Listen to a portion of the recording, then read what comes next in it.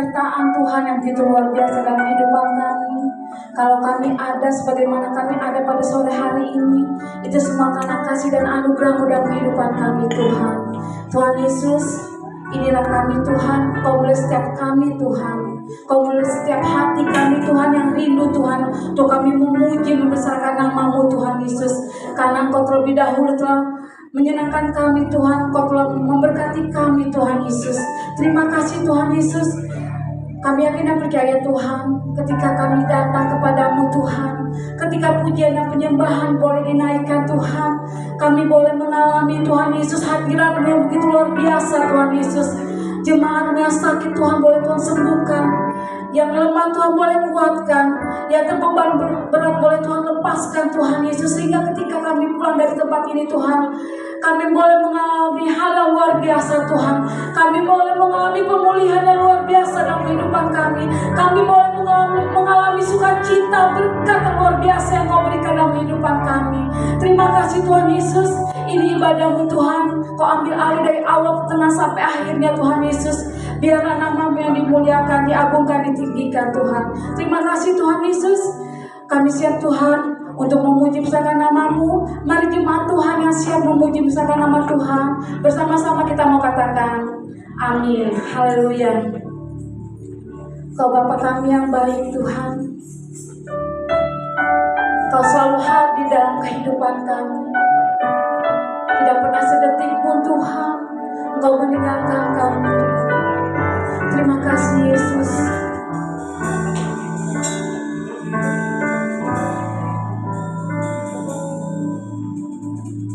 Bapakku yang baik, Kau sangat ku cinta, lebih dari segalanya di dalam hidupku. Panggil namanya saudara. Bapakku yang baik, Engkau yang ku perlu, lebih dari segalanya. Kasih-Mu bagiku tak pernah berakhir, kasih setia-Mu selalu nyata dalam hidupku. Tak pernah berhenti berharap padamu, Yesusku, Kau segalanya. Haleluya, aku menjadikan hatimu yang paling dalam. Bapakku yang baik, Kau sangat kucinta Tuhan. Kau sangat kucinta, lebih dari segalanya dalam kehidupan kami. Lebih dari segalanya di dalam hidupku. Panggil namanya Bapa. Bapakku yang baik. Haleluya Tuhan. Engkau yang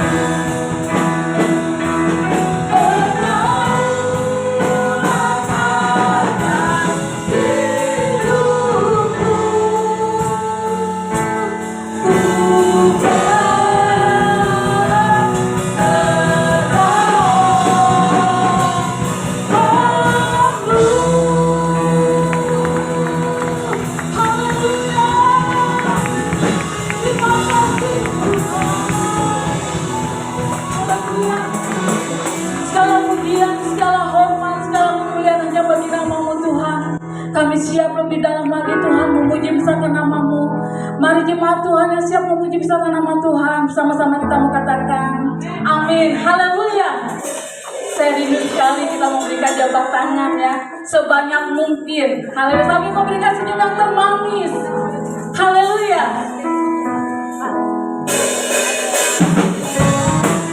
Sabra kudus tercurah di tempat ini. Kuasanya memulihkan setiap umatnya.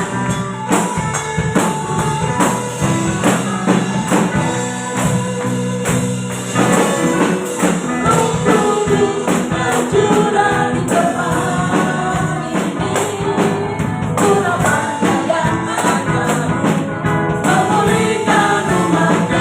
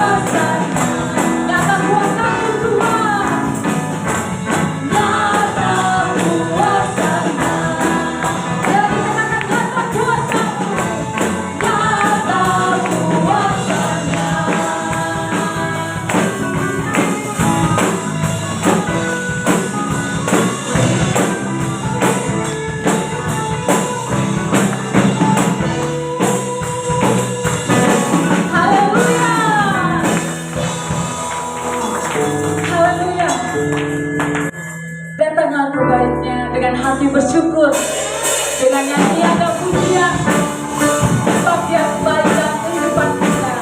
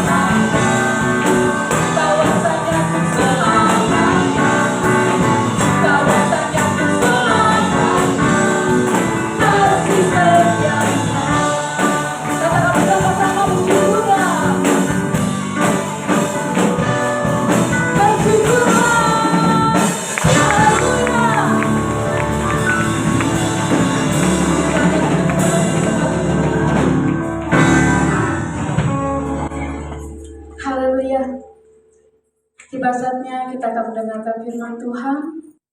Mari kita persiapkan hati dan pikiran kita, sehingga ketika benih firman itu disampaikan pada sore hari ini oleh hambanya, firman itu boleh menjadi tertanam dalam kehidupan kita. Haleluya. Yesus Tuhan, mulialah nama-Mu Tuhan dalam kehidupan kami.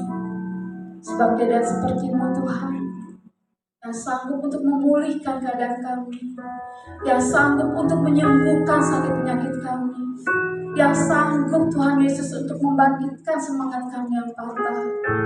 Terima kasih Tuhan Yesus.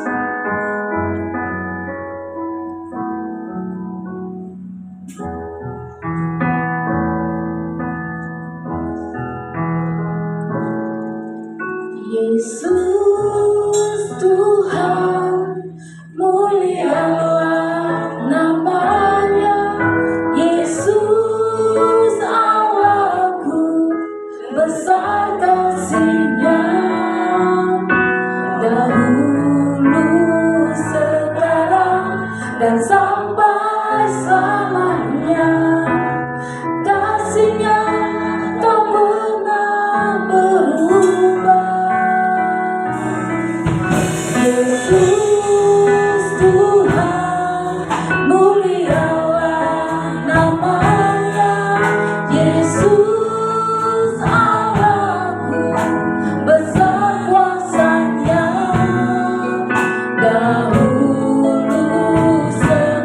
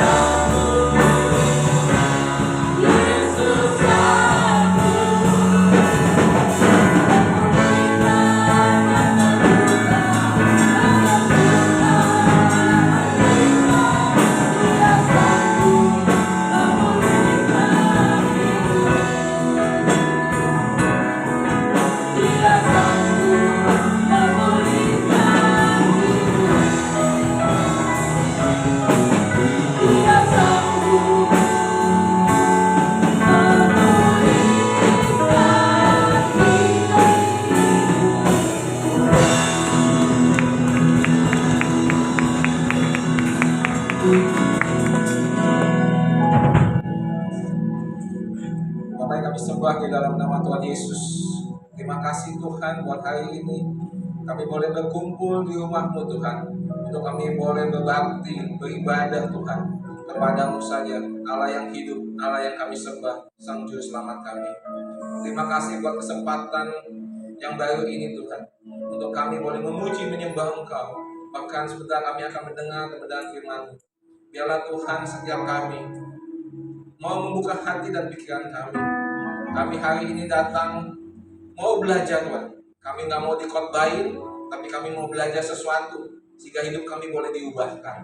Karena kami percaya di saat kami belajar kebenaran firman-Mu, firman-Mu itu yang akan memerdekakan kami. Bahkan firman-Mu itu yang akan mengubahkan setiap kami sehingga kami semakin serupa seperti Kristus. Terima kasih Tuhan. Bacalah di tengah-tengah kami, urapilah setiap kami, bahkan juga pakai hamba-Mu Tuhan yang terbatas ini, yang tidak ada apa-apanya. Pakailah hamba-Mu Tuhan menjadi saluran berkat-Mu untuk kami boleh mendengar kebenaran firman dan setiap jemaat umat-Mu di tempat ini boleh mendapatkan pewahyuan, hikmat sehingga mereka boleh hidup sesuai dengan rencana dan kehendak-Mu. Kami siap untuk mendengarkan firman Tuhan. Di dalam nama Tuhan Yesus kami sudah berdoa dan mengucap syukur. Haleluya. Amin. Silakan duduk Bapak Ibu dan Saudara sekalian. Shalom. Semua baik-baik dan sehat-sehat? Ya, sebelumnya coba ucapkan terima kasih kepada tim PW ini. Tadi mainnya semangat sekali ya. Saya lihat nggak main bass, main gitar, main drum. Cuma kalau yang drumnya gondrong gitu ya. Mungkin rambutnya bisa terlempar-lempar gitu. Ya, posisinya pas tuh mestinya tadi. Kalau saya berjejer bertiga pas tuh. Berat-berat semua kelihatannya. Yang jangkauin kayaknya pas ya. Pembicaranya gede, musiknya juga gede gitu. Sebelumnya terima kasih buat kesempatannya Kang Anu, Pak Gembala. Saya diberikan kesempatan lagi untuk menyampaikan firman Tuhan. Kebetulan saya ketemu teman lama nih, Bapak Ibu. Ada senior saya sebenarnya, jadi saya jadi gugup. Ini Kang Iwan ini, dulu saya masih unyu-unyu, masih SMP gitu ya kalau nggak salah. Terus dia kemudian ponsel di Kelapa Gading kalau nggak salah ya, begitu. Dan saya masih di Tebet waktu itu. Saya ketemu di sini, saya bilang ada yang dunia seperti ketemu lagi. Ya. Tapi nggak apa-apa, kita sama-sama belajar, kita sama-sama kenal Tuhan lagi dalam Tuhan. Baik, seperti tema yang sudah saya berikan kemarin ke Pagam dan kemudian sudah diposting juga. Tema saya hari ini adalah garam dunia. Ya. Kalau Bapak Ibu yang ada ikut postingan IG di GBI Depok itu sudah disampaikan, bahkan di bawahnya itu deskripsinya udah jelas banget tuh ya, udah kayak khotbah saya itu. Tapi saya nggak akan ambil semua, cuma satu hal aja ya, karena saya coba fokusin dulu pada hal yang cukup menurut saya ini cukup esensi ya, cukup penting. Coba kita buka ayatnya Matius 5 ayat 13. Boleh dibantu untuk siapa namanya? Oke ya, Bapak Ibu, ini menjadi dasar khotbah saya. Matius 5 ayat 13. Kita baca sama-sama ya. 3, 2, 1. Kamu adalah garam dunia. Jika garam itu menjadi tawar, dengan apakah ia diasinkan? Tidak ada lagi gunanya selain dibuang dan diinjak orang. Nah, ayat ini yang menjadi acuan. Konteks ini yang kita akan gali lebih dalam sedikit ya. Pemahaman saya. Bapak Ibu dan Saudara sekalian, kata ini, kamu adalah garam dunia. Colek kiri kanan bilang, kamu garam. Gitu ya, kasih tahu. Ya, kita ini semua garam. Ya, nggak usah dibuktikan. Ya, kalau dijilat memang asin, betul kan? Keringat kita asin memang, tapi bukan berarti kita garam. Tetapi Tuhan Yesus yang ngomong nih, kamu adalah garam dunia. Ya, kita ini garam. Kita bukan akan menjadi garam, tapi kita sudah jadi garam. Jadi ini bukan juga alasan kalau Bapak Ibu yang tensinya tinggi, gitu ya. Oh, saya kan tensinya tinggi karena saya garam, enggak gitu. Bukan ini maksudnya. Tapi di sini Yesus bilang, kamu adalah garam dunia. Bukan garam dapur, tapi garam dunia. Nah, kelanjutannya ini nih, yang perlu kita pikirkan baik-baik. Jika garam itu, yaitu garam dunia itu, menjadi tawar, dengan apakah ia diasinkan katanya? Tidak ada lagi gunanya selain dibuang dan diinjak sama orang. Nah, Bapak Ibu, mungkin khususnya ibu-ibu di sini. Ya, kalau masak pasti ada pakai garam, betul nggak? Ada nggak makanan yang nggak pakai garam? Kayaknya nggak ada ya. Bikin kue aja pakai garam juga ya, setahu saya ya, pasti. Karena itu menjadi bumbu pokok ibaratnya. Mau nggak mau, buat tambah gurih, buat tambah asin sedikit, pasti selalu ada. Nah, kita ini udah ditetapkan Tuhan, udah dipastikan kita adalah garam dunia, bukan yang lain.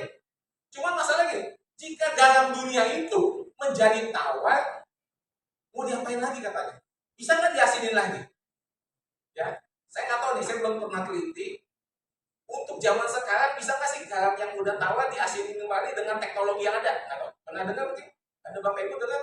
Oh, garam nggak berguna bisa diasinin lagi. Saya nih ngebayangin nih waktu senengin gimana cara ngasininnya lagi ya. Saya berpikir sampai lihat, mungkin diketekin aja jadi asin. Itu pikiran saya, Bapak Ibu, mohon maaf. Ini gimana ya kalau garam sampai tawar bisa nggak diasinin lagi? Dicampur garam lagi, ya itu sama juga bohong. Tapi garam itu sendiri kan nggak asin. Gimana caranya biar asin? Rupanya memang nggak ada. Jangan bisa lagi katanya. Nah ini ayat seakan-akan bilang begini. Tuhan Yesus ngomong begini bayangan saya. Kalau kamu nggak bisa asin, aku pun nggak bisa tolong. Aku pun nggak bisa tolong. Tuhan nggak ada intervensi kayak ini. Kalau garam itu jadi tawar, maka ada mujizat Tuhan. Kamu bisa asin lagi. Nggak ada. Tuhan cuma bilang gini, nggak ada gunanya. Selain dibuang dan dipijak. Nggak ada ayatnya juga bahwa Tuhan nanti akan tumpang tangan kita jadi asin lagi. Kalau Yesus dalam kisah hidupnya di Alkitab, orang sakit jadi sembuh, saya lihat banyak. Buta jadi lihat, ada. Lumpuh bisa berjalan, bisa. Bahkan yang mati bisa bangkit, bisa. Cuma masalahnya kalau tawar, nggak bisa diasinin. Nggak ada mujizatnya. Nah, maksudnya tawar ini apa sih? Saya coba menggarisi ya, ibaratnya. Ada kata memang yang mirip Bapak Ibu, yang saya temuin di banyak Alkitab, bahwa seringkali manusia itu punya istilah ini, namanya tawar hati. Pernah dengar istilah itu? Ya, istilah ini banyak di Alkitab. Kalau kita gali lebih dalam sebenarnya, waktu Tuhan ngomong ke Yosua, bahkan bukan Tuhan deh, Musa ngomong ke Yosua bilang apa? Kuatkanlah hatimu, jangan tawar hati. Bahkan juga Paulus ke Timotius, kuatkan hatimu, jangan tawar hati. Kenapa? Karena kalau kita sudah tawar hati, Bapak Ibu, Tuhan pun nggak bisa tolong. Tuhan pun nggak bisa tolong. Nah, pertanyaannya tawar hati itu apa sih definisinya? Apa sih definisi dari tawar hati? Definisinya begini, kalau saya open searching di kamus bahasa Indonesia dikatakan tawar hati itu kondisi di mana seseorang kehilangan semangat, gairah atau harapan karena kekecewaan yang mendalam akibat masalah atau pergumulan berat, sehingga menjadi pasif, lemah, dan enggan untuk maju atau peduli terhadap sesuatu. Istilah ini juga bisa dipakai untuk perasaan yang patah semangat, putus asa, atau menjadi lelah dalam menghadapi kesulitan. Jadi kalau kita tawar hati, Bapak Ibu, Tuhan pun gak bisa nolong. Seakan-akan udah gak mungkin bisa deh. Gak akan mampu, gak akan terwujud. Berapa banyak Bapak Ibu dengar ada orang yang lagi mengalami tawar hati. Mau dihibur kayak apapun susah, betul gak? Susah. Karena dia udah kecewa berat, dikatakan kecewa, mendalam lagi. Akibat suatu masalah, akibat suatu pergumulan berat. Nah, kalau sudah sampai begitu, berarti kita lagi sedang tawar. Dan Tuhan pun sulit untuk menjawab kita. Karena kita tawar. Nah, karena itu Bapak Ibu, ngomongin sekarang ini katanya bulan misi, memang saya ambil tentang garam dunia untuk kita jadi berkat. Garam itu memang punya banyak fungsi. Ya, kalau di IG-nya Sungai Depok kan dikatakan bisa membunuh kuman, kemudian bisa mengawetkan, dan juga bisa memberikan rasa asin. Nah, saya mau membahas tentang rasa asin ini yang penting. Kenapa? Kalau asinnya hilang, nggak bisa diapa-apain. Bahkan Tuhan pun nggak bisa intervensi. Dan kalau kita yang namanya garam dunia menjadi tawar hati, Tuhan pun nggak bisa tolong. Nah, bagaimana sekarang kita harus menyadarinya? Kita belajar dari yang namanya garam ini. Garam punya tujuan yang paling utama, ya, yaitu mengasinkan. Semua orang tahu di dunia ini, ya, secara umum, defaultnya, dasarnya garam itu mengasinkan. Kita pasti tahu. Memang ada yang bisa mengawetkan, bisa membunuh bakteri, bisa mencegah serangga masuk. Kalau yang suka camping tahu tuh. Suka bawa garam apa? Di tendanya, di pinggirnya kasih garam katanya. Supaya kita jangan ada binatang kayak serangga masuk ke tenda. Seperti itu. Banyak kegunaannya. Ibarat gini, saya tadi kan jadi ingat di mobil pakem. Mobil pakem saya lihat, kenapa di gantungannya ada teh celup di mobil. Saya bilang, itu mobil mau dicelup apa gitu ya? Saya bilang gitu. Oh bukan, buat ngilangin bau. Oh iya betul, saya pernah dengar. Buat ngilangin bau di sepatu, masukin tuh teh celup. Cuman kan begini Bapak Ibu, teh celup itu diciptakan sama penciptanya, tujuannya untuk jadi teh celup, betul nggak? Walaupun nanti kegunaannya bisa ngilangin bau, baik di sepatu, di ruangan, tapi tujuan utamanya untuk teh celup, betul nggak? Nah garam, tujuan utamanya itu mengasinkan, walaupun memang punya tujuan lain. Tapi yang ini yang paling penting, kita ini juga punya tujuan utamanya loh. Kita ini punya tujuan utamanya. Apa sih tujuan kita ada? Supaya kita mengetahui dan kita akhirnya tidak tawar hati. Alias apa? Kita tidak kecewa dengan mendalam yang mengakibatkan kita itu tidak bisa berbuat apa-apa lagi. Bahkan udah hopeless, nggak ada harapan sama sekali. Sampai Tuhan nggak bisa tolong kita sama sekali. Nah, kita mesti tahu dulu nih, bagaimana supaya kita nggak tawar hati. Sebab Alkitab katakan kalau kita udah tawar hati, di dalam Amsal 24 ayat 10, coba kita lihat. Amsal 24 ayat 10 dikatakan demikian. Jika engkau tawar hati pada masa kesesakanmu, pada masa yang sulit, kecillah kekuatanmu. Kenapa? Tuhan pun nggak bisa tolong di saat kita sedang tawar hati. Nah karena itu, yuk temukan tujuan hidup kita. Pegang itu baik-baik supaya kita tahu kita punya tujuan hidup kita. Apapun yang kita alami, kita tahu tujuannya sehingga kita tidak tawar hati. Dan waktu kita tidak tawar hati, Bapak Ibu, kita bisa menjadi garam dunia dengan mengasinkan di sekitar kita. Nah, apa sih tujuan hidup kita? Coba, sekarang kita buka ayatnya di dalam Roma 8 ayat 29 sampai 30. Roma 8 ayat 29 sampai 30. Saya akan bacakan buat Bapak Ibu perlahan-lahan. Ayat 29 berkata demikian, sebab semua orang, apa? Semua. Ya, semua loh ngomongnya. Mau gelap, terang, gelap, sipit, tinggi, pendek, gemuk, kurus, semua katanya. Yang dipilihnya katanya. Yang dipilih. Bapak Ibu yakin saudara semua orang pilihan? Amin. Amin. Amin. Kalau kita bisa kenal Tuhan Yesus Kristus sebagai Tuhan dan Juru Selamat dan bisa sampai hari ini datang ke tempat ini, kita ini dipilih. Bukan karena kita yang milih, Tuhan yang milih. Kita ini dipilih Tuhan. Nah, dipilih dari kapan? Dari semula. Semula itu kapan? Kalau Alkitab katakan sebelum dunia dijadikan. Kita lanjut ya. Mereka juga ditentukannya dari semula. Bukan hanya dipilih, tapi ditentukan dari semula. Untuk apa? Menjadi serupa dengan gambaran anaknya, yaitu siapa? Kristus. Supaya ia, anaknya itu menjadi yang sulung di antara banyak saudara. Ayat 30. Dan mereka yang ditentukannya dari semula, yaitu siapa? Orang-orang pilihan itu. Mereka itu juga dipanggilnya. Dan mereka yang dipanggilnya, mereka itu juga dibenarkannya. Dan mereka yang dibenarkannya, mereka itu juga dimuliakan. Jadi, yang pertama kita perlu sadari Bapak Ibu. Bapak Ibu dan saya itu adalah orang pilihan. Kita dipilih. Bukan kuat gagah kita bisa terima Yesus Kristus sebagai Tuhan dan Selamat. Bukan. Itu kita dipilih.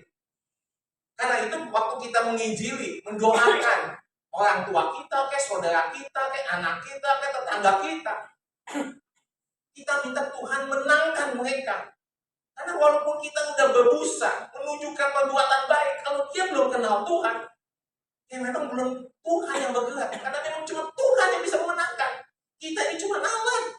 Bagian kita kerjakan, diterima nggak diterima, ditolak nggak ditolak, lakukan. Karena bagian kita cuma melakukan. Tapi yang membuat dia dipilih Tuhan, itu cuma Tuhan, bukan kita.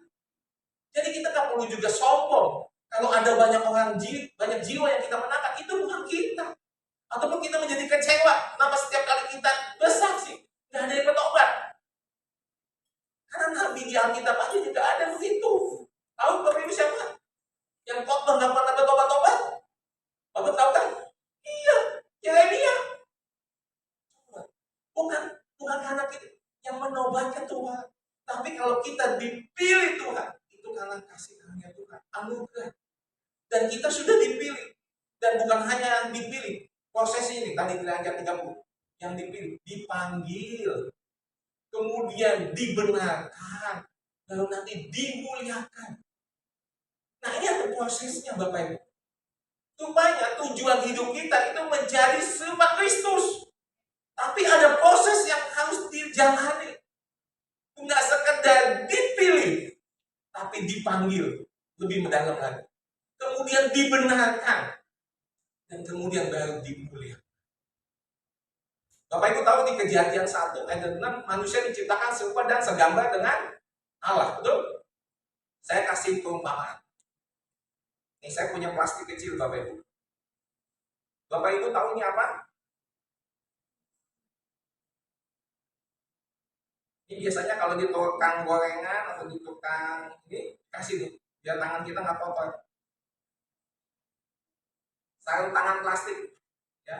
Mungkin ibu-ibu yang suka bikin kue, biar tangannya nggak lengket, ya. Atau sekarang lagi di restoran-restoran suka dipakai nih, betul nggak? Saya umpamakan nih, umpama contoh. Manusia diciptakan serupa dan segambar dengan Allah. Anggapan contoh, maaf ya Tuhan. Tuhan itu tangan. Dan sarung tangan ini diciptakan serupa dengan tangan.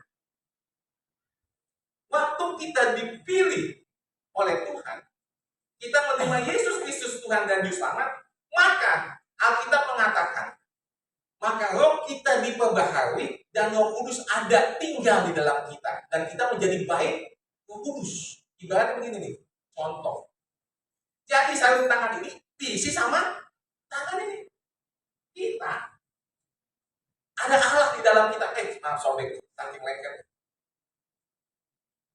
Sekarang, yang serupa dengan segambar dengan Allah, di dalamnya ada Roh Kudus. Dan Alkitab kan mengatakan, kita sering dengar, bahwa kita dipanggil bukan hanya untuk menjadi orang percaya, tapi untuk melakukan pekerjaan baik. Memberkati, memberi, mendoakan, berbagi, mendoakan, menguatkan. Kenapa pekerjaan baik? Karena memang Tuhan yang sudah ada dalam kita, menuntun kita. Nah, semua manusia itu seperti sarung tangan ini. Semua diciptakan serupa dan segambar dengan Allah. Semua. Cuman kita yang sudah percaya Yesus, yang dipanggil, yang dipilih. Kita ini sudah ada Roh Kudus di dalam. Tetapi masalahnya yang diciptakan oleh Tuhan yang begitu sempurna sudah jatuh dalam dosa, sehingga nggak sesempurna Tuhan bisa mengendalikannya. Seperti sarung tangan ini, mungkin udah begitu lama nih di kantong saya, tadi didudukin sampai panas, dan gencetan dunia, himpitan dunia, jadi agak lengket intinya nih sarung tangan ini. Tuhan susah menggerakkannya. Perlu paksaan, bahkan ketarik jadi sobek. Ya. Ada hal-hal yang gak mengenakan. Tapi proses ini terus berlanjut. Kenapa? Dari dipanggil, dibenarkan, dan baru nanti dimuliakan. Untuk menjadi serupa Kristus itu ada tahap yang harus kita kerjakan. Dipanggil lebih dalam lagi. Mengenal dia lebih dalam. Kemudian proses dibenarkan. Dan baru nanti akhirnya dimuliakan. Nah, kalau kita tahu tujuan hidup kita, Bapak Ibu dan saudara sekalian, bahwa tujuan kita adalah serupa Kristus, maka kita tahu ini kita sedang dalam proses. Sejak kapan sih? Sejak kita mengakui Yesus Kristus Tuhan dan Juru Selamat. Sejak Roh Kudus masuk ke dalam hidup kita. Kalau bahasa komputernya nih Bapak Ibu, karena saya dulu sekolah komputer, ibaratnya nih, sarung tangan ini cuma hardware. Roh Kudus tuh langsung menginstall kita seperti software, gitu. Karena memang cuma manusia yang diciptakan serupa dan segambar, dan hanya Roh Tuhan lah yang bisa tinggal di manusia. Nggak ada di binatang, nggak ada. Karena memang nggak diciptakan serupa dan segambar. Hardware-nya mesti pas. Karena hardware-nya manusia yang diciptakan serupa dan segambar, makanya hanya manusia yang dia Tuhan selamatkan. Karena memang Tuhan yang bisa tinggal cuma di manusia. Nah, kita ini udah diinstal ibaratnya. Waktu itu kita terima Yesus, Roh Kudus ada di dalam kita. Ya, ibarat contoh, paling gampang, misalnya HP deh Bapak Ibu. HP, kita bisa install aplikasi-aplikasi yang sesuai dengan yang ada di HP. Nggak bisa kan diinstal yang lain. Misalnya dimasukin sayur asam, kan nggak bisa. Beda, mangkok, panci, bisa kalau sayur asam. Tapi HP nggak bisa. Cuma ada aplikasi tertentu. Nah, kita udah diinstal, setelah masuk. Nah, sejak itu, proses pemanggilan, proses dibenarkan, itu berjalan. Dan inilah panggilan kita, tujuan hidup kita untuk menjadi serupa Kristus nanti waktu dimuliakan. Nah, saya kasih perumpamaan lagi nih Bapak Ibu. Bapak Ibu tahu ya, telur ayam kalau menetas keluarnya jadi anak ayam. Dikasih makan sampai gede, 3 bulan jadi ayam. Jadi kucing nggak? Nggak mungkin jadi kucing. Nggak mungkin. Sampai ayam tumbuh gigi, nggak mungkin anak ayam jadi kucing. Betul nggak? Begitu juga. Kita ini serupa dan segambar dengan Allah. Dan kita yang sudah dipilih, dipanggil untuk masuk lebih dalam proses ini.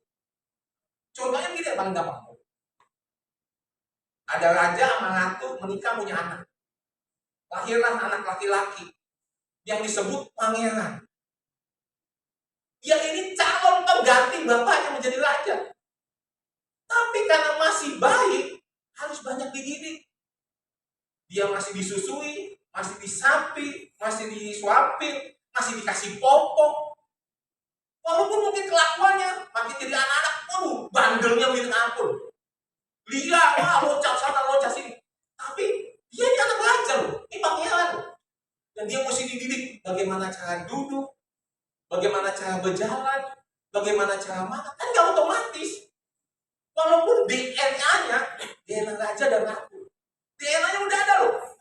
Tapi itu mesti diproses. Dan juga ada kesediaan dari dia. Mau nggak diproses? Untuk dipersiapkan. Jadi raja selanjutnya. Mesti ada kesediaan. Nggak bisa cuma, dipaksa aja tapi nggak sedia, cuma. Dia mesti ada kesediaan. Nah, kita juga begitu, ibarat saya begitu. Sejak Tuhan masuk dalam hidup kita, ada DNA Kristus dalam hidup kita. Dan mau nggak mau, kita ini akan sedang dipanggil lebih dalam, dibenarkan dalam pemrosesan untuk nanti serupa dengan Kristus dan dimuliakan. Dan ini proses ini akan terus berjalan, Bapak. Seumur hidup kita. Seumur hidup kita ini terus kita berjalan. Kenapa? Karena kita sudah terpasang Kristus. Memang hal ini Bapak Ibu, seakan-akan ada 2 hal yang kebayangkan. Bayang menurut saya gini, ini bisa menjadi berkat yang begitu luar biasa karena kita akan selalu bersama-sama dengan Tuhan. Tuhan akan terus memproses kita. Tapi ada hal yang kedua, ibaratnya seperti kayak kutuk dalam tanda kutip. Diproses begitu rupa sampai kita menjadi semakin serupa Kristus. Proses. Berkat ya, Tuhan dekat dengan Tuhan, Tuhan hadir, Tuhan menyertai. Tapi ada hal yang harus kita kikis, ada hal yang harus kita buang, ada hal yang harus kita tempat. Dan ini proses. Suka nggak suka, mau nggak mau, rela nggak rela, adil nggak adil, kita harus masuk proses. Jadi nggak sekedar cuma dibenarkan, jadi orang benar, jadi orang percaya. Enggak, Bapak Ibu. Kita akan mengalami proses-proses kehidupan di mana Tuhan mau kita nanti dimuliakan. Tadi kadang dipanggil lebih dalam, mengenal Dia lebih lagi, mungkin secara kognitif, pengetahuan, makin tahu, makin punya pengalaman. Tapi juga ada proses dibenarkan. Cuma masalahnya, tubuh daging ini merekam dosa. Tubuh daging ini, Bapak Ibu, dan kita kebiasaannya lebih cepat menuruti keinginan daging ini. Contoh, Bapak Ibu kalau lapar langsung ngapain? Hah? Kok pada diem semua nih? Makan kan? Pasti dong otomatis. Kalau lapar pasti makan kan? Kalau dahaga langsung ngapain? Tuh, kalau ngantuk ngapain? Ada yang tidur, ada yang ngopi, mau bebas dah. Ya, langsung kan otomatis tuh kalau badan kita punya reaksi apa nih? Gak enak nih. Aduh, mules nih, langsung kan lari ke toilet. Aduh, kebelet nih, langsung kan ke WC. Itu kan keinginan daging kita nih, betul nggak?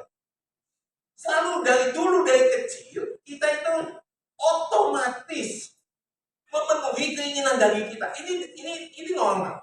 Tapi berapa banyak dari kita juga ada hal-hal dosa yang ada di daging kita dan kita cepat penuhi. Kesel, gondok, langsung benci, ada masalah, cepat khawatir. Itu kan dagingan kita nih. Langsung cepat. Dan ini udah merekam bertahun-tahun dan bertahun-tahun. Saya nggak tahu Bapak Ibu, di sini kebanyakan menjadi orang percaya atau lahir baru itu dari kapan? Ada yang dari kandungan ibunya udah Kristen? Nggak ada ya? Ada satu. Ada? Di belakang. Sisanya Bapak Ibu percaya waktu udah lahir di dunia ini jadi Kristen gitu? Ada? Betul? Siapa yang di sini kenal Tuhan? Mungkin waktu sekolah, waktu kerja ada? Oh, ini kayaknya nggak ada yang angkat, berarti dari malaikat di dalam ya Mister Bibu. Baik, mungkin ada yang dari sekolah. Kayak saya nih dari sekolah. Dulu ya budayanya dengan ngikutin tradisi-tradisi agama lama, pola pikir yang lama, kedagingan yang lama, itu masih nempel Bapak Ibu. Apalagi juga termasuk orang yang mungkin dari lahir dari Kristus, dari kandungan ibumu, kita udah lahir dalam dosa. Tubuh ini udah merekam. Dan kita kebiasaan penuhi kedagingan kita. Makanya Paulus bilang, matikan keinginan daging, keinginan mata, keangkuhan hidup, matikan. Tapi itu kan proses. Makanya kadang Tuhan izinkan masalah dalam kehidupan kita. Mungkin bukan karena kebodohan kita loh. Ya. Suami dipanggil Tuhan, istri dipanggil Tuhan, mendadak jadi janda, jadi duda, atau mungkin anak dipanggil Tuhan, atau ada hal-hal lain yang mengecewakan, yang nggak sepengetahuan tiba-tiba orang yang berbuat, kita yang ketima keenaknya. Kenapa sih Tuhan izinkan ini terjadi? Kalau kita tahu tujuannya, kita sedang dalam masuk pemrosesan Tuhan, dibenarkan, kita nggak akan tawar hati. Kita nggak akan mudah tawar hati. Kita nggak akan mungkin kecewa. Apalagi sampai nyalahin Tuhan. Tapi kita tahu ini sedang dalam proses keserupaan dengan Kristus. Proses. Tapi berapa banyak Bapak Ibu? Saya juga menemukan ada orang Kristen baru datang bertobat, coba ikut ke gereja, coba ikut kenal Tuhan. Katanya bisnis yang bangkrut, ditipu orang, istrinya sakit. Saya bilang, kenapa ikut Tuhan kok udah jatuh, ketimpa tangga, digigit anjing, ketiban kotoran lagi? Gak ada habis-habisnya. Saya bilang, saya juga gak tahu. Coba Bapak cek dulu, apakah ini kesalahan kita? Apakah kita ada melakukan suatu kebodohan? Karena masalah bisa datang Bapak Ibu, karena kebodohan kita. Bisa banget. Apalagi kalau Bapak Ibu baca 2 Timotius 3, coba sebentar kita lihat. 2 Timotius 3 ayat 1. Itu judul perikopnya, keadaan manusia pada akhir zaman. Itu pada zaman kita nih. Ya. Judulnya jelas ya, keadaan manusia pada akhir zaman. Ayat Ketahuilah, pada hari-hari terakhir akan datang masa yang sukar. Coba lihat ayat 2 nya. Manusia. Jadi yang bikin sukar itu manusia itu sendiri. Yang mencintai dirinya sendiri, timbul masalah sukar. Mencintai uang, ini yang gak suka. Sombong, ngebuang mulu, jadi sukar. Minta, dia jadi sukar. Dia sendiri yang bikin jadi masalah sukar. Nah, masalah bisa datang karena kebodohan kita. Bisa. Nah, kita mesti hati-hati. Ya, ini lain kali kan. Tapi, kalau sampai ada masalah, bukan karena kebodohan kita. Tiba-tiba penyakit, didiagnosa dokter, CA, cancer. Bagaimana? Tanya Tuhan, Tuhan kenapa? Saya udah melayani. Saya udah berdoa. Saya udah memberi. Kenapa dikasih penyakit ini? Kalau engkau benar, kau jaga tubuhmu, kau olahraga, kau fitness, kau jaga makan, terus tiba-tiba didiagnosa dokter sakit. Apa yang harus kita lakukan? Ingat, kita punya tujuan. Tuhan sedang proses kita untuk semakin suka Kristus. Ya, mungkin kita udah dipanggil, udah tahu kenal Tuhan, tapi sekarang lagi proses pembenaran. Wah, ini memang perjuangan Bapak Ibu. Kita benar-benar sedang ditempa oleh Tuhan. Untuk supaya apa? Kita siap jadi mempelainya nanti. Bapak Ibu yang mungkin sudah menikah, ingat kan masa-masa pacaran? Atau anak-anak muda yang di pacaran? Kita kan tentu nyari pasangan yang se-chemistry, betul kan? Yang cocok, betul kan? Yang seimbang, betul kan? Nggak mungkin cari yang aneh-aneh, yang beda jauh gitu. Umur 30, nikah sama yang 10 tahun kan nggak mungkin. Nggak mungkin banget. Belum siap, belum dewasa kok. Kamu sekolah S3, kuliahnya apa lulusan SD kelas 1? Ya bisa aja, cuman pola pikirnya tuh beda jauh. Nah, Tuhan tuh sedang proses kita loh. Supaya nanti waktu kita dipanggil, kita siap jadi mempelainya dia. Siap. Dan ini untuk diproses. Bahkan kan pernah dengar begini, anak muda kalau nyari jodoh, jangan yang pinter, cantik, ganteng, kaya. Ngaca. Lu ganteng gak? Lu cantik gak? Lu pinter gak? Lu kaya? Tapi gitu juga. Yes. Tuhan ini lagi proses. Kita sedang dipersiapkan jadi mempelainya. Untuk jadi mempelainya mesti siap. Sesuai dengan maunya dia. Dan kita ini lagi dalam proses pembentukan. Nah sekarang, kita harus sadari supaya kita gak tambah hati. Dulu Bapak Ibu, dulu. Saya pikir orang yang serupa Kristus itu orang yang udah pelayanan. Wah, itu udah serupa Kristus. Jadwal pelayanannya padat. Dulu saya berpikir nih, orang yang sudah serupa Kristus tuh, sekolahnya Alkitab. Tahu firman Tuhan. Dulu saya berpikir nih, orang yang serupa Kristus nih, kalau nyanyi, muji Tuhan, kalau doa, waduh, capek banget dah. Saya berpikir begitu. Bukan hanya orang lain, termasuk diri saya sendiri. Kalau saya pikir saya udah pelayanan nih, serupa Kristus banget saya nih. Udah jadi hamba Tuhan, udah serupa Kristus nih. Keliru besar Bapak Ibu. Serupa Kristus itu ngomongin karakter. Bukan semua hal ini, bukan. Kita semua bisa pelayanan. Tapi kalau nggak semakin Kristus, percuma. Percuma. Itu bayangan saya dulu begitu. Kerja, kebaktian demi kebaktian, kalau bisa. KKR demi KKR, seminar demi seminar. Dan orang melihat, rajin banget ya. Selalu ada ya, hadir ya. Selalu pelayanan ya. Ini cocok ini jadi pemimpin ini. Udah serupa Kristus. Tahunya ragu-ragu, modelnya begini. Banyak lakuin kesalahan. Namanya bukan begitu serupa Kristus. Tapi karakter kita yang terus dibentuk dan dibentuk terus. Nah, kalau kita sudah tahu Bapak, ada pemosesan Tuhan, kita nggak akan menanyakan lagi ke Tuhan, Tuhan kenapa begini? Tuhan kok gak adil ya? Saya nggak mau kayak begini Tuhan. Nah, kita nggak akan begitu. Cuma kita bisa bilang, Tuhan, jadilah menurut kehendak. Saya siap jalanin, saya siap untuk menikmati. Dan tahu nggak Bapak? Waktu kita dengan sukarela, waktu kita dengan kesadaran itu hasilnya tuh berasa loh di orang lain. Orang lain bisa melihat, kamu bisa buat sih lagi masalah begini. Menurut kita misalnya, puji syukur, Tuhan masih nyertain saya. Itu hasilnya berasa banget loh. Walaupun kita nggak kelihatan, karena mungkin jangan kelihatan. Tapi waktu ketemu, kita bisa dikuatkan, kita bisa menguatkan dia. Itu hasilnya, rasa Kristusnya tuh berasa banget Bapak Ibu. Inilah dalam dunia. Kita nggak jadi tawar. Nah, saya pernah ketemu Bapak Ibu. Saya setiap Selasa di kunjungan jemaat yang sakit segala macam.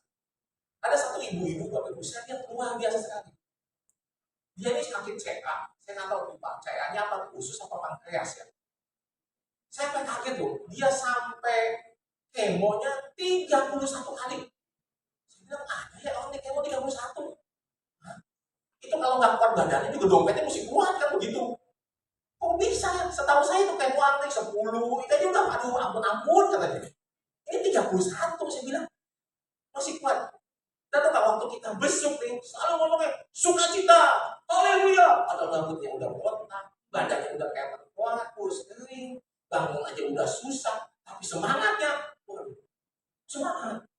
Ayo, cari Tuhan. Ibu hebat banget. Padahal udah tinggal tulang sama kulit doang, udah ada. Rambut udah kagak ada, cuma pakai topi. Ini perempuan bayangin. Begitu semangatnya. Bahkan dia bilang begini, saya ini dulu pelatih senam. Saya selalu gerakan, waktu sakit, saya bilang, Tuhan, saya nggak mau lama sakit, saya mesti bangun, saya mesti jalan. Soalnya kalau saya nggak bangun, Pak Pendeta, kalau saya nggak jalan, saya nggak bisa bergerak lagi. Jadi saya mesti paksa walaupun sakit. Bahkan di dalam sakit pun, saya masih kasih latihan senam gratis kepada teman-teman saya. Waduh, saya bilang, ini luar biasa, saya bilang. Iman ibu besar sekali, saya bilang. Terjadilah menurut imanmu, ibu, saya bilang. Karena orang ini Bang, saya bisa melihat dia tahu tujuan hidupnya untuk menjadi serupa Kristus. Dia tidak mikirin masalah sembuhnya, tapi dia berjuang hari demi hari, bangkit katanya, semangat. Kalau nggak semangat siapa lagi katanya?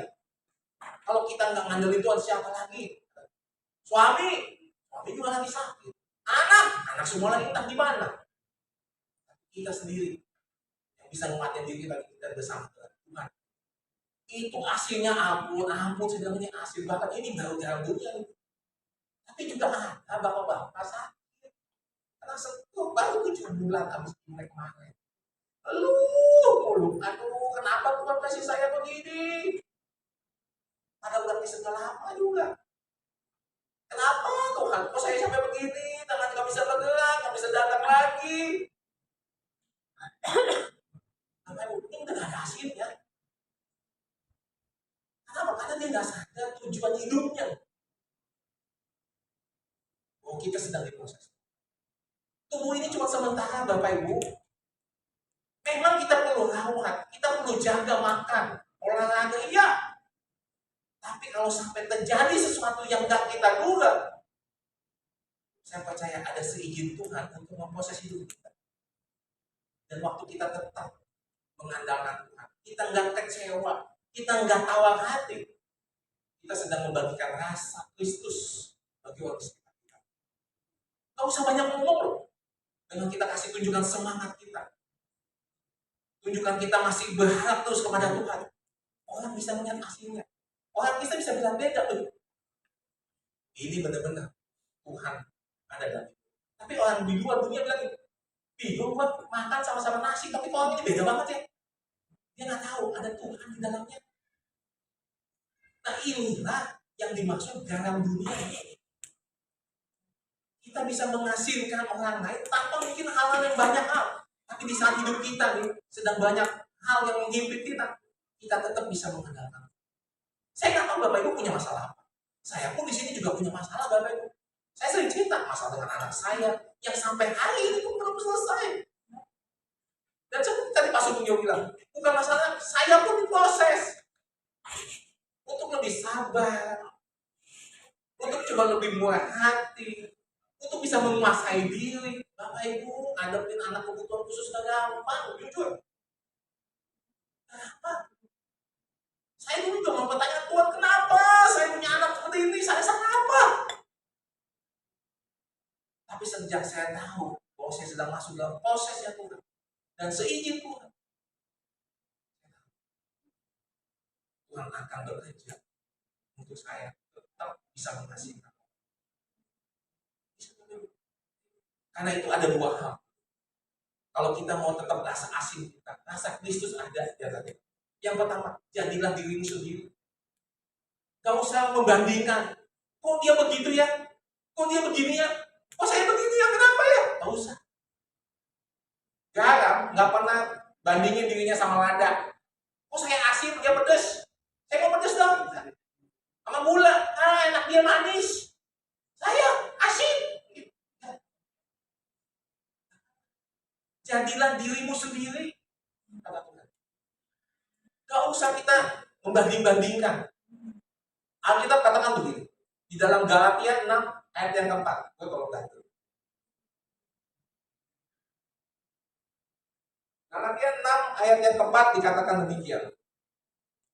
Baiklah tiap-tiap orang memuji pekerjaannya sendiri, hidupnya sendiri. Maka ia boleh bermegah melihat keadaannya sendiri dan bukan melihat keadaan orang. Coba cek diri kita. Gak usah bandingin dengan orang lain, Bapak, gak usah. Gak usah minta segala sesuatu yang mirip dengan orang lain, gak usah. Yang perlu kita tanding itu diri kita sendiri. Diri kita sendiri, Bapak. Saya gak pernah mau bertanding dengan siapapun orang di tempat ini, gak ada. Oh, saya mau kayak Pak Gem jadi gembala. Saya bertanding dengan diri saya yang kemarin. Saya harus lebih baik lagi hari ini. Besok nih kalau Tuhan izinkan saya masih ada, saya harus lebih baik daripada hari ini. Itu aja perbandingan kita, gak ada lagi. Gak usah ngebandingin diri kita dengan orang lain. Yakinlah dengan tujuan hidupmu, yaitu panggilan kita untuk jadi seperti Kristus. Yakinlah dengan apapun yang Tuhan sudah berikan dalam hidupmu. Karena itu membuat kita tetap bisa asin dan gak tawar hati. 1 Korintus 10 ayat 13 katakan begini, Bapak. 1 Korintus 10 ayat 13. Pencobaan-pencobaan yang kamu alami ialah pencobaan-pencobaan biasa yang tidak melebihi kekuatan manusia. Sebab Allah setia dan karena itu ia tidak akan membiarkan kamu dicobai melampaui kekuatanmu. Jadi kita gak usah bandingin. Tuhan, kenapa saya begini? Di mata Tuhan, kalau saya punya anak kebutuhan khusus, dia tahu kekuatan saya, Bapak Ibu. Tahu. Karena saya mungkin dianggap Tuhan mampu dalam tanda kutip. Dan saya masih berproses.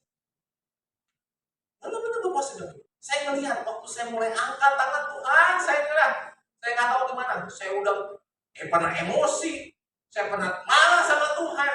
Tapi waktu saya berserah, saya melihat anak saya mulai ada mujizat, mulai lebih baik.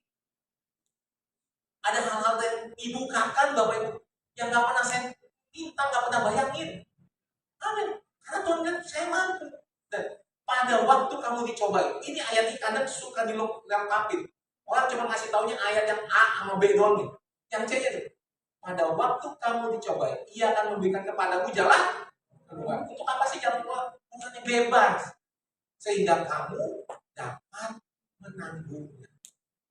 Bapak Ibu, Tuhan Yesus kasih jalan keluar bukan bebas, lepas, bukan. Tapi kamu jadi kuat.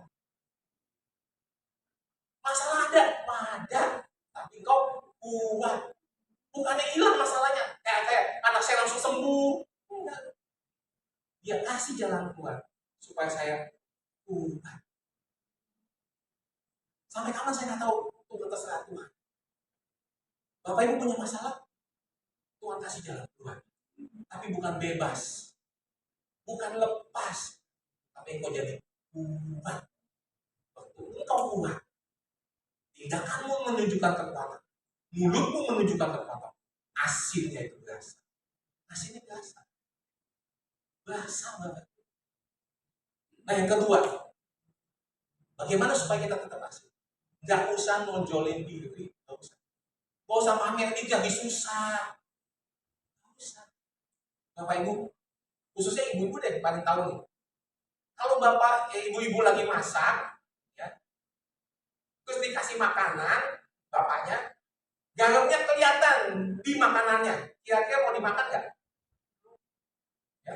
Bila dikasih soto, ya asin dikasih garam, tapi garamnya sampai kelihatan. Tahu nggak artinya kelihatan bapak? Garamnya banyak gitu. Coba, garam kan nggak usah banyak-banyak, udah asin kan? Cuma dikasih begini doang kan? Gitu kan? Segini doang loh. Coba kalau sampai satu mangkok tapi garamnya kelihatan, ini mau ngebunuh atau bikin darah tinggi kan, betul nggak? Garam itu nggak perlu nonjol, cukup sedikit aja berasa hasilnya. Tapi kalau sampai banyak, sampai kelihatan, buset di soto, di garamnya begini banyak. Buset ini asinnya kayak apa nih? Kayak laut mati nih. Nggak usah nonjol Bapak Ibu. Nah kita juga gitu, kalau kita mau asinnya berasa, yuk, nggak usah dipamer-pamerin kesusahan kita, nggak usah ditonjol-tonjolin, nggak usah. Datang aja sama Tuhan, berdoa sama Tuhan, dan ucap syukur aja terus. Kalau ada yang datang, pokoknya kita ucapkan yang baik. Itu kita nggak usah nonjolin, nggak usah dipamer-pamerin. Karena banyak orang Bapak, lagi susah itu dipamer-pamerin. Seakan-akan mau cari belas kasihan. Nah, kita nggak usah. Kita bilang, Tuhan tolong saya. Walaupun kadang saya sakit, walaupun kadang saya sulit, walaupun anak saya sakit, Tuhan tolong saya, Tuhan selesai saya. Itu aja itu cukup. Tapi berapa banyak orang pakai dengan kesusahan untuk cari pemasukan. Gak usah Bapak Ibu. Itu berarti kita nih bukan ngandelin Tuhan, tapi ngandelin manusia. Jadi, ayo, jadilah garam dunia. Coba kita buka ayat ya. 2 Korintus 10 ayat 17.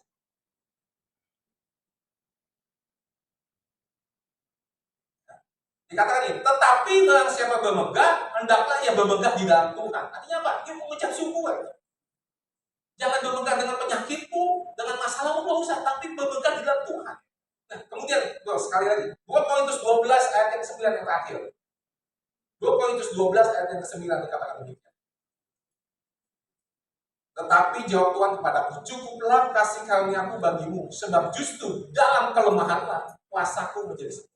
Sebab itu, terlebih suka aku, kata Paulus, bermegah atas kelemahanku, supaya kuasa Kristus turun menaungi aku. Biarlah Kristus yang menguatkan kita. Gak usah bermegah macam-macam Bapak Ibu. Gak usah dibesar-besarkan, gak usah. Tapi percayalah, Tuhan pasti akan berikan jalan kuat supaya kau kuat. Dan waktu kau kuat, engkau tidak tawarkan. Engkau bisa jadi garam. Itulah yang Tuhan maksud. Jangan sampai kehilangan hasilnya. Dengan begitu, orang tahu siapa Tuhan yang kita sembah. Ya, kita mengalami pembaruan. Orang yang sangat aja kayak saya waktu mengunjungi ibu itu bilang, ini saya udah langsung jadi KKL nih, kebaktian pembangunan rohani. Saya bilang, malu saya ngeliat ibu ini, udah kurus kering, kulit cuma nama tengkorak doang, kepalanya botak, tapi semangat hidupnya. Waduh, saya bilang saya nggak ada apa-apanya. Tapi dia 31 kali di kemo, saya bilang saya nggak habis pikir, itu badan bisa sekuat apa? Saya bilang, orang yang udah kebanyakan kemo aja udah nyerah, udah sakit-sakitan, udah lepas, udah pasrah. Ini 31 kali, masih mau ngejalan yang ke-32 kali. Saya bilang, aduh, gak habis pikir. Saya bilang, baru ketemu orang begini. Saya bilang, imanmu kuat. Dalam hati juga, dompetnya juga kuat. Saya bilang, ini 31 kali. Wah, saya bilang, BPJS aku bisa kali ya 31 kali. Saya bilang, sampai segitunya. Nah, karena itu ya Bapak Ibu. Wah, karena saya percaya, Tuhan pasti akan menyertai. Dan gak akan pernah membiarkan. Saya kasih berikan penutup kesaksian Bapak Ibu. Atau saya udah cerita, tapi kita kan ketemu setahun sekali. Anak saya kan saya bilang sakit Bapak Ibu. Jadi anak saya itu sekarang sekolahnya di bulan khusus. Saya lupa tahun ini atau tahun lalu ya. Saya lupa nggak bisa lihat. Jadi suatu hari Bapak Ibu saya pengen cek otak anak saya nih. Karena waktu anak saya sakit itu beberapa tahun lalu setelah umur 71 tahun, sempat beberapa tahun mungkin saya MRI otaknya, lihat ada otaknya bagaimana. Nah, Waktu itu saya diskusi sama istri, kita perlu dicek kayaknya udah 4 tahun atau 5 tahun nih kita nggak cek anak kita. Coba kita cek otak anak kita gimana keadaan. Nah, saya dengar-dengar nih dari teman-teman di sekolah atau mode ini, kamu kalau mau ngecek MRI itu datang ke RSPAD di Gatot Subroto. Itu alatnya baru, gak dibeli sama presiden, tapi di kita katanya. Karena presiden juga pernah periksa di situ katanya. Oh ya udah ya, coba cek harganya berapa duit. Ini murahnya kan rumah sakit pemerintah. Coba cek, oh nggak beda jauh kok, harganya hampir sama rumah sakit swasta. Ya udah punya alat terbaru. Saya coba, katanya tes berapa gitu sampai layer berapa. Waduh, dalam sekali dapat. Nah, saya datang nih konsultasi sama dokter anak Bapak. Ya, SPAD. Ya, mesti ketemu kalau dokter anestesi karena anak kecil kalau dia anak mesti kasih obat tidur segala macam gitu. Nah, waktu lagi konsultasi itu dokter anak ini, Pak, besok ada Profesor Terawan. Terus, lalu kenapa dok? Anaknya mau nggak sekalian DSA? DSA apa dong? Itu yang istilah-istilah dulu yang waktu COVID namanya cuci otak. Tanya emang perlu dok, anak saya dicuci otak begitu. Kata dokter, ya biasanya anak-anak kebutuhan khusus itu pada ngambil terapi ini Pak, supaya pada pakai jalan semuanya jadi lebih baik. Oh itu ya, ya Pak berduit tuh ngomong-ngomong. Saya tanya kan biayanya. Saya cuma punya budgetnya yang lain. Hanya sebut satu angka. Gede juga ya dok, saya bilang. Gimana saya colek istri saya? Nah juga ya. Ya udah dok, ini aja. Kita MRI dulu aja deh. Mungkin itu lain kali. Terus dokternya maksa, udah gini aja deh Pak. Besok profesor dateng. Ini kan kayak jadwalin aja ya. Masalah jadi nggak jadi, ya udah besok aja kita lihat. Oh gitu ya, nggak apa-apa dibatalin nih. Nggak malah profesornya, nggak apa-apa. Udah nih, jadwalin lah. Besok pagi-pagi saya bangun jam 4, jam 5 saya berangkat ke SPAD. Sampai mau saya sono, siap-siap. Jam 6 anak saya di MRI. Nggak lama, cuma setengah jam. Kasih obat bius, obat tidur, dia tidur, masukin. Setelah setengah jam, saya lihat tuh anaknya udah nggak ada, rupanya dibawa ke anak desa. So, di situ ada 6 bilik, dokter-dokter. Anak saya dibawa.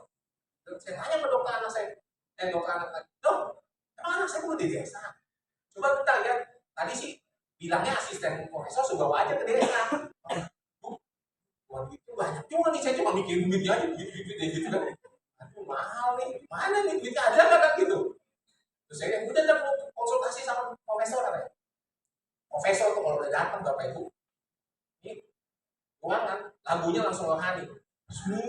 Wah, ini tadinya nggak ada lagu. Tapi kalau lagunya udah rohani tuh, itu tandanya profesor udah datang, udah duduk di ruangan. Lagunya Kristen nih. Oh iya, profesor kan katanya anak Tuhan ya gitu. Langsung baik itu. Nah, lama itu datang ngomong profesor, ajudan, banyak rame tuh. Itu kayak lebih dari pejabat nih. Dan dia datang masuk ke bilik anak saya ngomong Pak. Dan dilihat-lihat, mana orang tuanya? Ditengok belakang. Kamu orang tuanya? Sini. Dia bilang langsung, iya dong, tengok dia. Pakai baju dulu katanya. Langsung pakai baju anti radiasi. Dari kepala, badan, tangan sampai kaki. Bayangin tuh. Itu udah kayak robot. Ini anak kamu ya, dia kan yang hasil merah. Otak kirinya memang agak kecil. Udaranya juga kecil. Mungkin ini yang menghambat pertumbuhan otak. Kita berusaha coba digelebalkan, nanti perkembangannya jauh lebih baik. Emang bisa sembuh dong. Ini bodohnya saya nanya kan sama bapak bodoh gitu.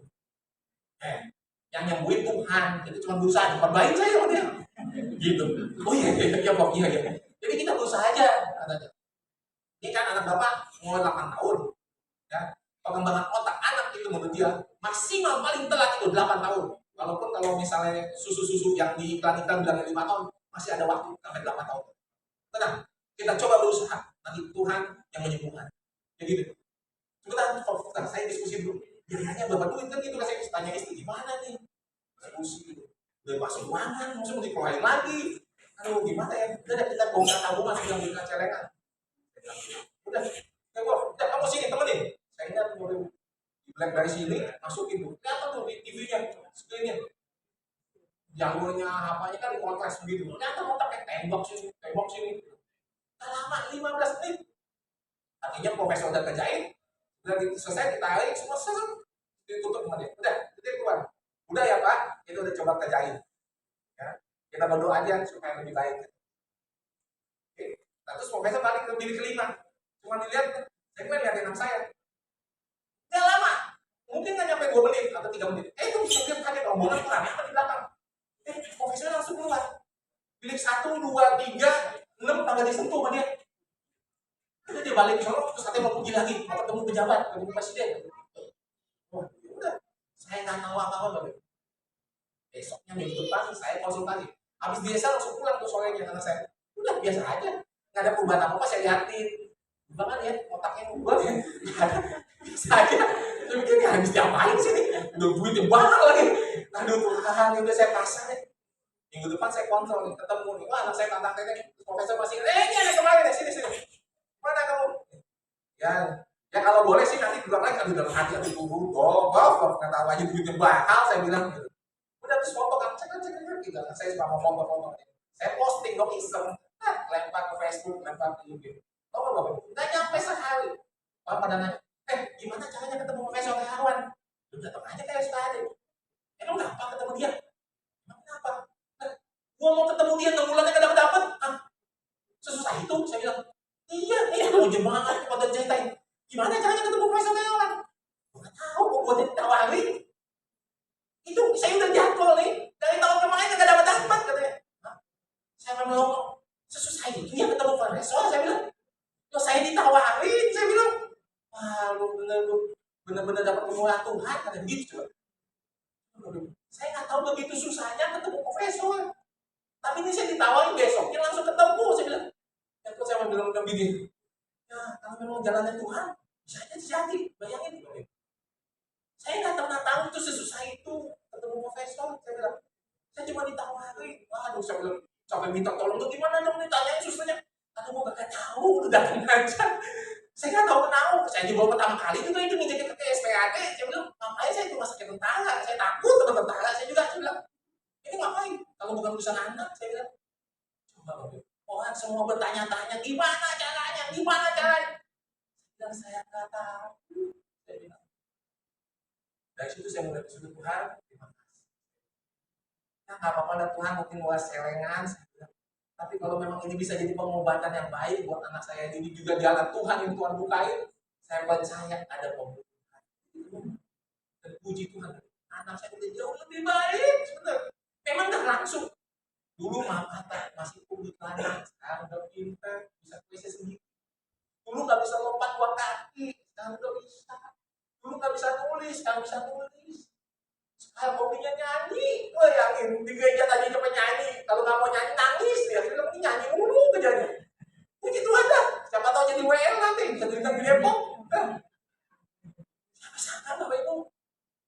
Dulu saya stres, setiap kali dia mau bicara, mau pergi kemana-mana takut. Kita mau ransel, mau baju ganti, bayangin udah kayak mau pindahan. Punya anak udah 9 tahun tapi kayak bayi, bayangin coba Bapak Ibu. Memang masih ada hal yang saya akui. Masih. Coba anak Bapak Ibu yang umurnya 10 tahun sekarang nikah anak saya. Mainnya apa sekarang? 10 tahun. Gadget kan? Nontonnya udah diaman kan? Nah, anak saya mainnya masih tak umpet. Yuk. 10 tahun. Tapi bilang Tuhan, puji Tuhan, anak saya udah pintar. Pokoknya udah pintar. Ini anak pasti akan lebih baik. Dan waktu saya saksi juga. Aslinya itu biasa. Tuhan pasti. Yang penting kita bisa. Nah inilah yang di dalam dunia. Gak usah lewat macam-macam Bapak Ibu. Dan juga jangan cari masalah. Yang ingat ya. Ya betul saya lagi gak punya masalah. Saya mau jadi gabungnya terus kamu bikin masalah. Jangan. Bisa-bisa Tuhan gak tolong gitu. Karena lu bikin masalah sendiri. Jangan. Tapi kalau memang ada datang nih. Terserah Tuhan. Jadilah mulut Anda. Saya tahu kan, mungkin masih banyak yang saya mesti diproses. Biarlah saya bukan hanya dipanggil untuk kenal lebih dalam, tapi saya dibenarkan. Dan akhirnya nanti saya dimuliakan. Amin? Amin. Mari kita tundukkan kepala. Boleh saya undang pemain musik? Mel singer boleh bantu saya? Kita nyanyi 1-2 lagu. Ya. Tadi lagu yang itu aja, yang refrainnya yang Tuhan berdaulat.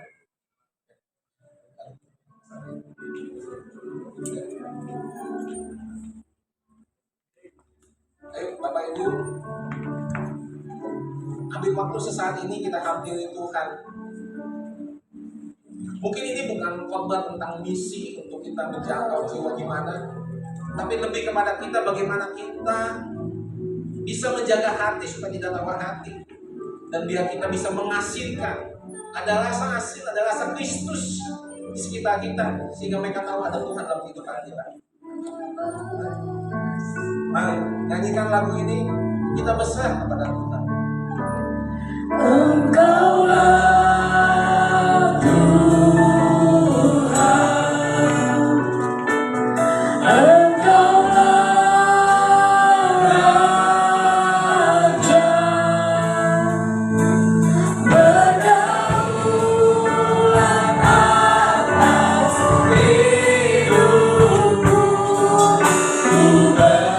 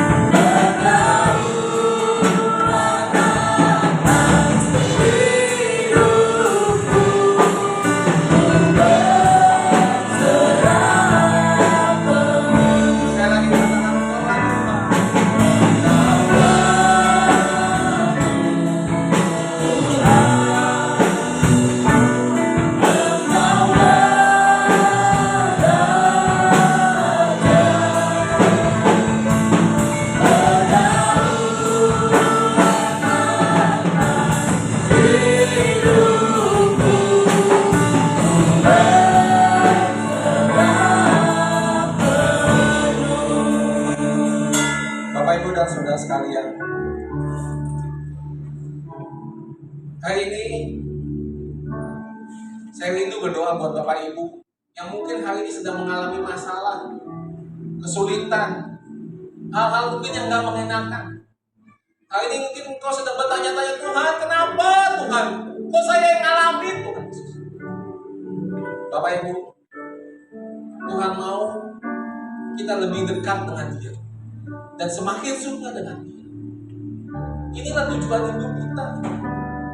Selama kita masih bernafas, selama mata kita masih bisa kedip-kedip, itu artinya masalah akan selalu ada dalam kehidupan kita. Tapi janganlah sampai engkau tawar hati. Karena kalau sampai tawar hati, Tuhan pun tidak bisa mengasihkan. Tapi engkau percaya kepada Tuhan, andalkan Tuhan, ambil Tuhan. Jika ada Bapak Ibu dan saudara sekalian hari ini mengalami masalah, boleh angkat tanganmu. Izinkan saya berdoa buat engkau.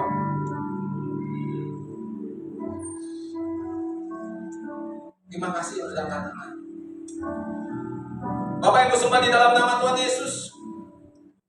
Tuhan, Engkau lihat anak-anak-Mu Tuhan Yesus. Mereka orang-orang yang sudah Engkau pilih. Mereka orang yang sudah Engkau panggil Tuhan. Dan mereka sedang dalam proses untuk dibenarkan untuk semakin serupa seperti Kristus. Tuhan, kami tahu Engkau tidak pernah meninggalkan mereka sedetik pun. Engkau tahu kekuatan mereka Tuhan Yesus. Karena itu, sadarkanlah mereka terus Tuhan. Dalam apapun yang mereka hadapi.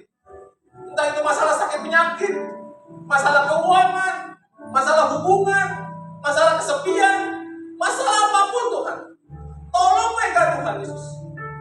Seperti janji firman-Mu, Engkau akan memberikan mereka jalan keluar. Bukan untuk bebas, bukan untuk lepas, tapi mereka semakin kuat Tuhan di dalam Tuhan. Semakin kuat, semakin serupa Kristus. Punya karakter yang luar biasa Tuhan Yesus. Tolong sertai mereka Tuhan. Dan biarlah Tuhan, kemurahan-Mu, kebaikan-Mu semakin nyata Tuhan. Sehingga lewat bibir mereka, lewat mulut mereka, mereka bisa bersaksi, oh Yesus yang mereka sembah itu Yesus yang hidup, Yesus yang selalu ada buat mereka dan tidak pernah meninggalkan mereka. Berkati mereka Tuhan, kuatkan mereka. Segala kebutuhan mereka Tuhan, tolong penuhi, bantu mereka Tuhan, cukupkan Tuhan. Bahkan di saat-saat mereka yang kelemah, sendirian, tidak berdaya Tuhan, tolong Roh Kudus hiburkan mereka Tuhan. Kami semua manusia terbatas. Kami nggak bisa membuat banyak, tapi kami percaya firman-Mu, Roh Kudus, Engkau juga sanggup memberikan penghiburan, kekuatan dimanapun mereka berada. Terima kasih Tuhan. Terima kasih. Silakan letakkan tangan. Terima kasih Tuhan buat hari ini. Biarlah hari ini kami boleh dikuatkan kembali. Kami diingatkan kembali bahwa Engkau Allah bukan yang memberikan pencobaan. Engkau sedikit pun gak pernah memberikan yang jahat buat kami. Engkau Tuhan yang baik. Engkau selalu baik buat kami.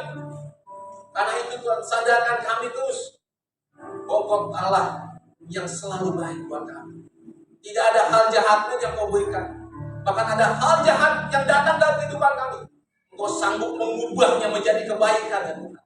Untuk kami semakin suka seperti Kristus. Terima kasih Tuhan.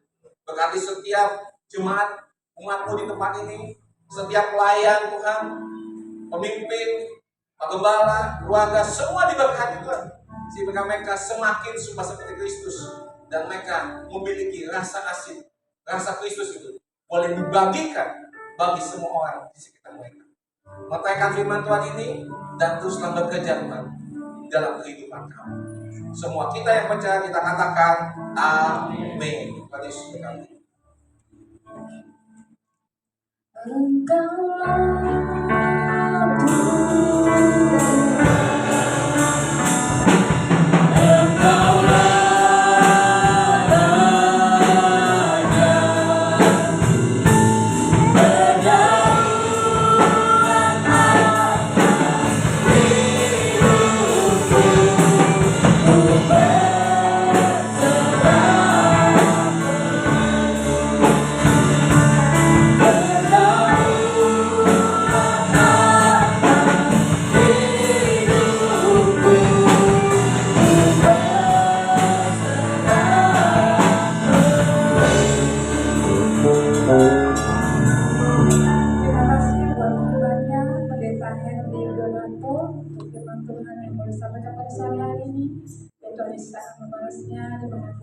Bapak Henry, terima kasih. Tiba saatnya kita akan memberikan persembahan. Mari jemaat Tuhan, siapkan. Kita akan memberikan yang terbaik. Haleluya. Sebelum kita memberi persembahan, mari kita bersatu dalam doa. Terima kasih Tuhan Yesus buat firman-Mu yang sungguh menguatkan Tuhan pada sore hari ini Tuhan. Biarlah firman-Mu boleh menjadi tertanam, berbuah, menghasilkan buah-buah yang manis dalam kehidupan kami Tuhan Yesus. Terima kasih Tuhan. Tiba saatnya kami akan memberikan persembahan, Tuhan Yesus memberkati setiap tangan-tangan yang boleh memberi pada sore hari ini Tuhan. Dan yang belum bisa memberi juga Tuhan, memberkati dengan berkat yang sama Tuhan. Terima kasih Tuhan Yesus. Biarlah persembahan ini boleh menjadi duka yang harum di hadapan-Mu Tuhan Yesus. Terima kasih. Mari jemaat Tuhan yang siap untuk memberi. Bersama-sama kita mengatakan amin. Haleluya.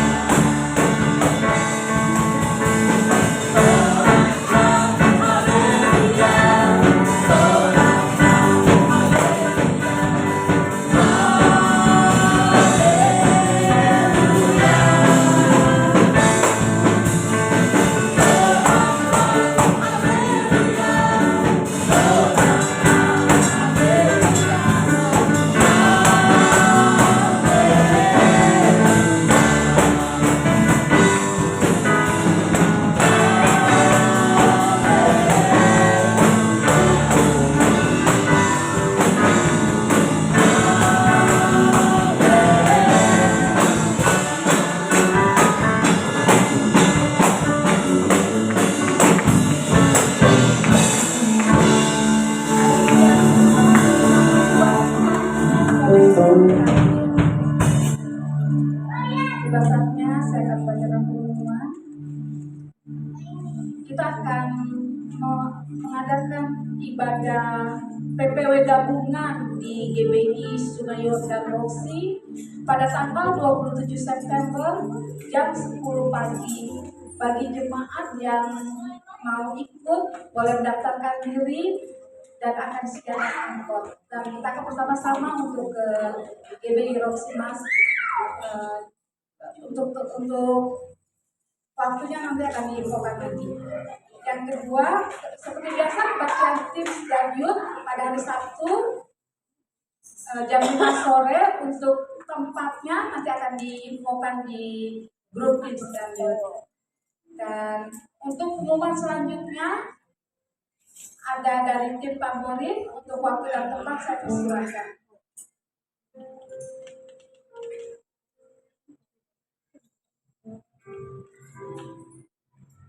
Shalom Bapak Ibu, sedikit saya mau minta waktunya nggak sampai 5 menit.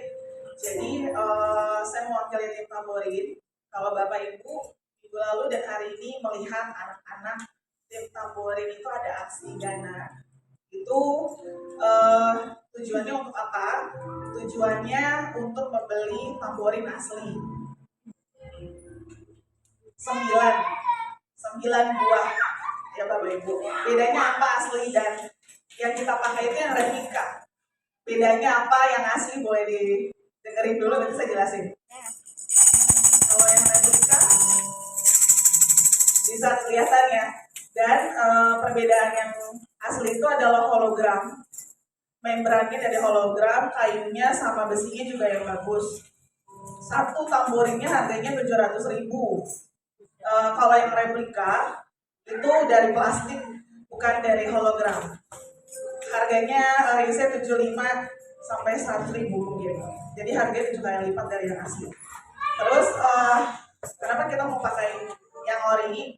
Karena itu untuk jangka panjang. Saya punya yang asli sudah 13 tahun Bapak Ibu. Sampai hari ini belum rusak. Cuman hologramnya aja yang udah mulai rusak, tapi masih bisa dipakai. Jadi kami mau pakai itu untuk jangka panjang.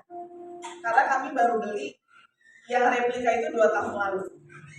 Jadi supaya nggak setiap 2 tahun kita minta duit sama Bapak kan malu ya. Oke. Total semua yang kita butuhin itu 6.500.000 untuk 9 tamborin. Emang anggotanya ada berapa?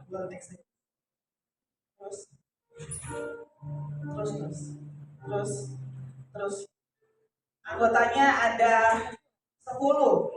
Sebenarnya 11. Tapi kita hitung yang efektif ke depannya adalah 10 dulu. 10 orang. Jadi yang kita beli hanya 9 karena saya udah punya 1. Totalnya 706,5 sudah termasuk ongkir.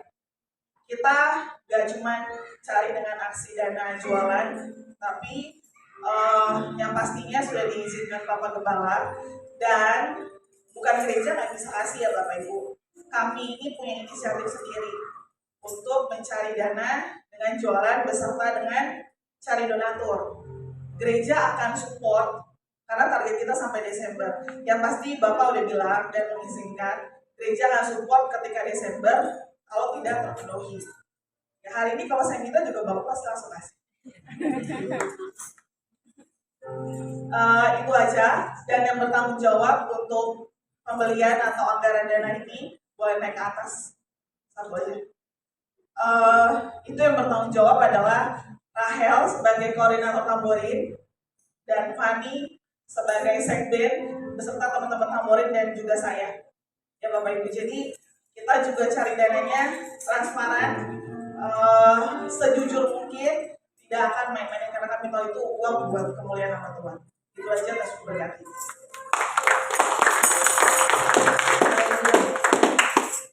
Jemaat Tuhan, tiba saatnya kita akan akhiri ibadah kita. Mari jemaat Tuhan, saya ulang bangkit berdiri. Kerajaan-Mu datang Tuhan.